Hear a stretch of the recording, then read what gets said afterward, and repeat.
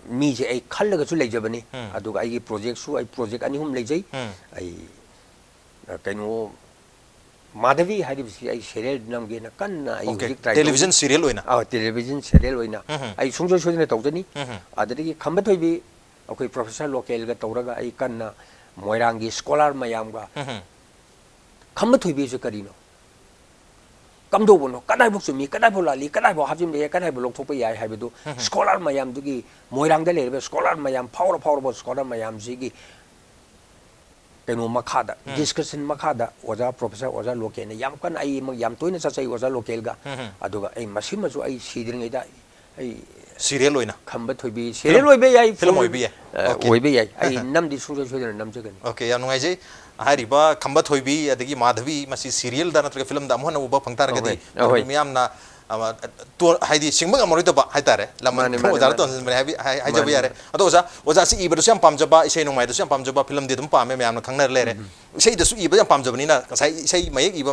sur thaba matam da su iri bi isai si miyam na pamna ba mongda idaba yade natraga sur pandu yade hoi wakhalon ta wi habni na ojagi lei hujik lei riba isai mayam si dagi ojana pamjaba isai amakak ngasi gi thorom sigi aroi go ina ojana matiam tang lamthok piram oja masi hoi icha dara pokpada icha simana nungsi haibidi landi langa loina mung tara manabam toi ai ne gi isai ai loin pamjai adubu pamjara ga su khara kusu kumen kitang khena ba madi yawrak padagi mangona khari hena nungsi bagum amdi tawba adugu isai mai am gatang yawje okay अखोई इसे मई ओइना हाइरगा दे जे खुदुंग चागा दो बने जे तसेना हाइरगा दि कलाकार दि नत्तबनी अखोई यामना आर्था आइना जु खंजबा तरे तरा थोना लौब याबा दुगुंबगी मखलदा वहंग अमगी वखलदा पाकुम पीगे खंदुना मरम लैने हिंगजेबनी आइने अचिक पामलुबना पुंसी जे नाइतोम ताजबनी ओके वहंग अम लानखिबना वाहिदुदे लमुनबनी मसिगुंबा वाई सिंसे आइना मसे कनागुमना हंगबा कांदा आई मसी खुमननबा पाखुम चप चाना हाइना सेमदोगा थमी करिगुंबा आइंगोंदा वाखनजे जाजला सेरान तोरान खुमरगा दे चोपा ताई गाइना अदुमाइना खंजबा खरा कैनो तौचे अदु खंगदे रास मसी हारमनिना sakto pirga di hena fazani सो हारमनिना ojagi nungsirba khonjel la tare kalakar hari singer mangna tragasu ojani yam pamjabani na wahang amagi wakhalda paukhum pige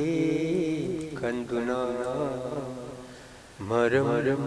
laina hingli bani maram laina hingli bani yang nungai terus maram lain hingli bani yang nungai tu jatuh ngasi ki tharam se ta ojana leng birik tuna ngasi ki Saturday night ki tharam se bu thawai happy khiba mapung phan bi ki damak ta oja bu amuga na thaga jo pondok chari tu bu oja bu kaina na ko yi kaina na ba ko gi haija dingai da roi bu ina hai tare ko gi